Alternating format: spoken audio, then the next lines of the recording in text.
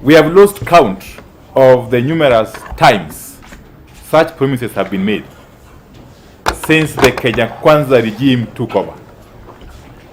This is turning out to be a game of lies, managing the public on the one hand while setting up school heads for failure, which the ministry has now perfected.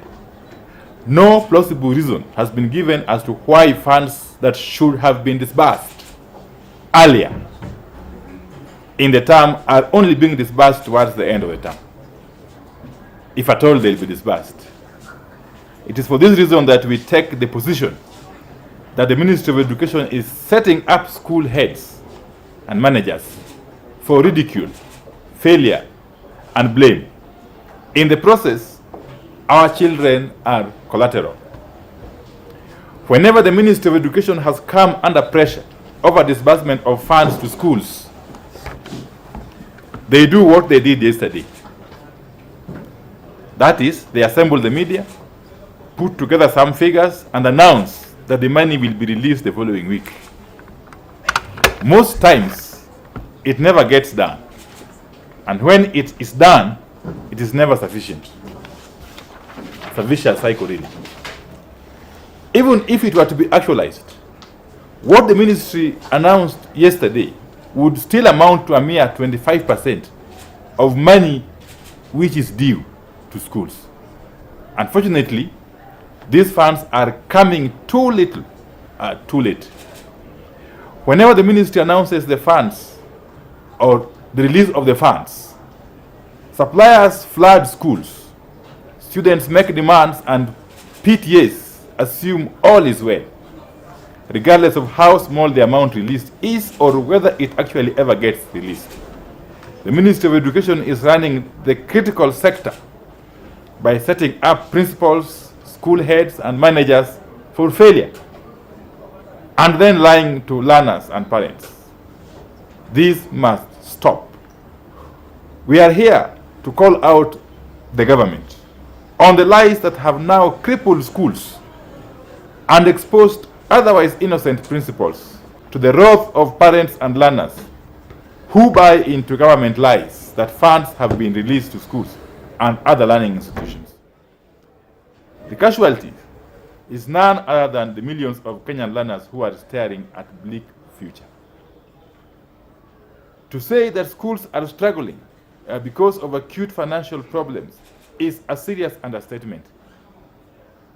Currently, the Kenya Kwanza administration owes close to Kenya shillings 52.8 billion in free-day secondary school fund, dating back to the year 2021. This is testament enough to the lack of commitment by the government to the future of this country's school-going children. Funds are yet to be remitted to schools for Form 1 students in secondary schools, whose first term is set to come to an end in a matter of weeks, in fact 2 weeks, from what I gather.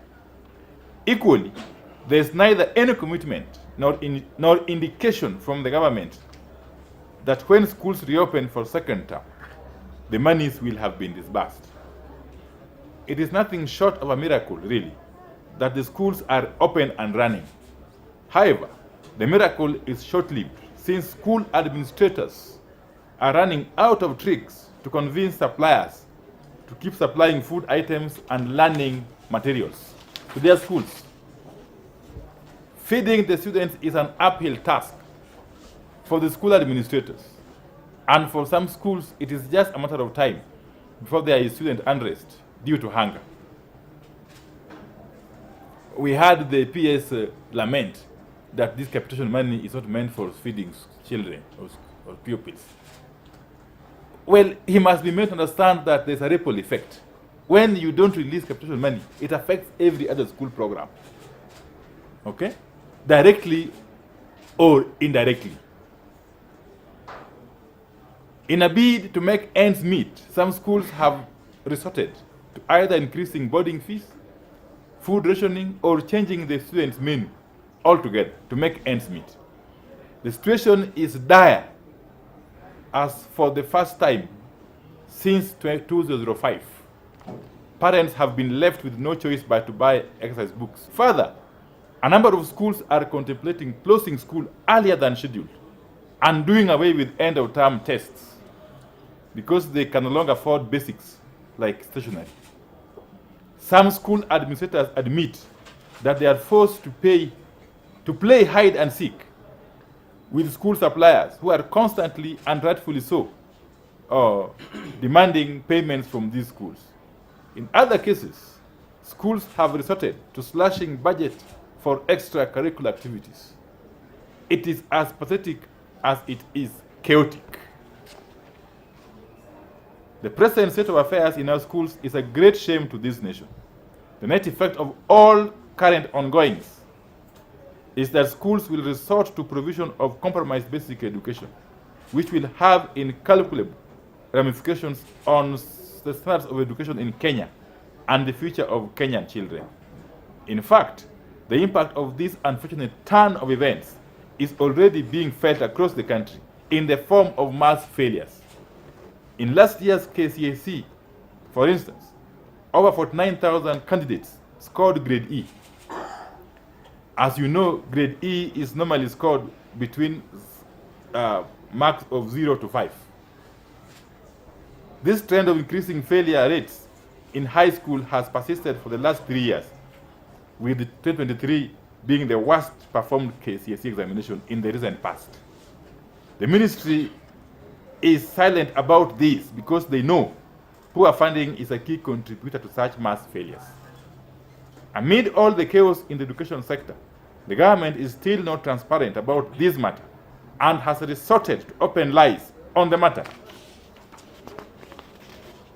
In the current financial year, schools have only received a paltry Kenya shillings 7,300 out of the required Kenya shillings 22,200 per learner per annum.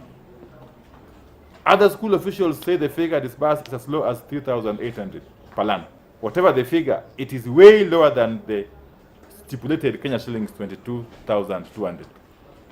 Given the foregoing, we demand that the government immediately stops the lies and releases the entire Kenya shillings 52.8 billion owed to schools.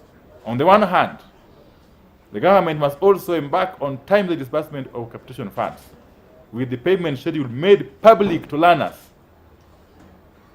On the other hand, the Ministry of Education must immediately cease the habit of withholding part of the school capitation without good reason.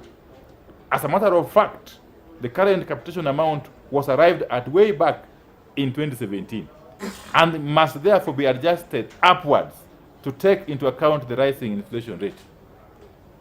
We are challenging the Kenya Kwanza regime to come out and tell Kenyans whether it has done away with the free primary and free secondary education, because from the look of things, this seems to be the case. We are calling on teachers and parents to stop struggling in fear and to speak out boldly for our children whose future is being stolen by this regime. Neither parents nor the head teachers should cover up for the government. Let it be known to all and sundry that things are not working in the education sector. School heads have run out of ideas to run schools without money, and parents cannot afford the monies that they were in fact promised that the government would cater for. The Kenya Kwanza must own up to the mess that is in the education sector and do what is right for our children and our hardworking teachers. So that's basically the end of the statement. And it is self-explanatory that if nothing is done urgently, we are likely to see a crisis of monumental proportions, not only in our high schools, but in the entire education sector. That something is not adding up. The government continues to promise release of capitation funds, and which funds never get to schools. What is happening between the promise and the National Treasury is something that is beyond our imagination. So thank you very much.